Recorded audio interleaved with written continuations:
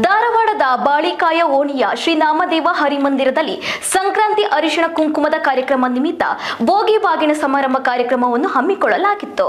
ರುಕ್ಮಿಣಿ ಮಹಿಳಾ ಮಂಡಳದ ವತಿಯಿಂದ ಈ ಕಾರ್ಯಕ್ರಮವನ್ನು ಆಯೋಜಿಸಿದ್ದು 60 ಸದಸ್ಯ ಸುಮಂಗಲೆಯರಿಗೆ ಬಾಂಗಣವನ್ನು ನೀಡಿದರು.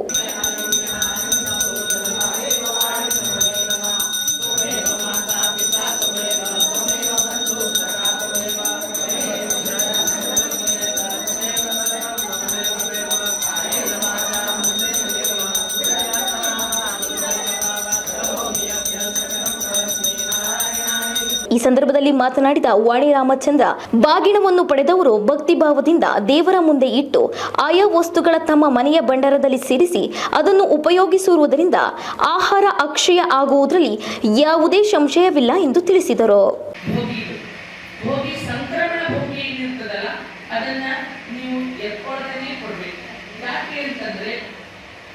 ಅವಳು ಅವತ್ತು ಭೋಗಿ ದಿವಸ ಎಲ್ಲ ಸೌಭಾಗ್ಯದ ವಸ್ತುಗಳಲ್ಲಿ ಕಾಡಿಗೆ ಹಚ್ಕೋತಾಳೆ, ಹೂ ಮುಟ್ಕೋತಾಳೆ, ಎಲ್ಲ ಎತ್ಕೋತಾಳೆ, ಎಲ್ಲ ಮಾಡ್ತಾಳೆ. ಎದ್ದ ತಕ್ಷಣನೇ ನಾನು ಈ ಒಳ್ಳೆ ಕಾರ್ಯ ಮಾಡಬೇಕು ಅಂತ ಸ್ನಾನ ಮಾಡದಲ್ಲೇ ಕೊಡ್ಬೇಕು. ಸಂಕ್ರಮಣದ ಭೋಗಿನ, ರಥಸಪ್ತಮಿ ಭೋಗಿನ ಎತ್ಕೊಂಡು ಕೊಡ್ಬೇಕು. ಹಂಗೆ ನೇಮ ಇದೆ.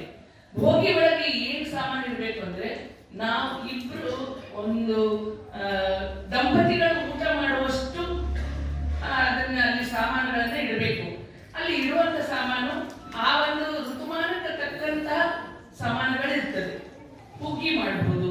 ಆಮೇಲೆ ಈಗ ಸೃಷ್ಟಿಯೊಳಗೆ ಏನು ರೈತರು ಬೆಳೆದಿರ್ತಾರೆ, ಹೊಸ ವಸ್ತು ಎಲ್ಲ ಬಂದಿರ್ತದೆ. ರೈತರು ಬೆಳೆದ ಕಬ್ಬು ಬಂದಿರ್ತದೆ, ತರಕಾರಿ ಬಂದಿರ್ತದೆ, ಹಣ್ಣು ಬಂದಿರ್ತದೆ. ಅದನ್ನೆಲ್ಲ ಹೊಸದಾಗಿ ನಾವು ತಗೊಂಡು ಬಂದು ಅದನ್ನು ದಾನ ಮಾಡಿ ನಾವು ಉಪಯೋಗಿಸ್ಬೇಕು ಅನ್ನೋ ಒಂದು ಭಾವನೆಯಿಂದ ಇದೆಲ್ಲದನ್ನು ಮಾಡಿದ್ದಾರೆ.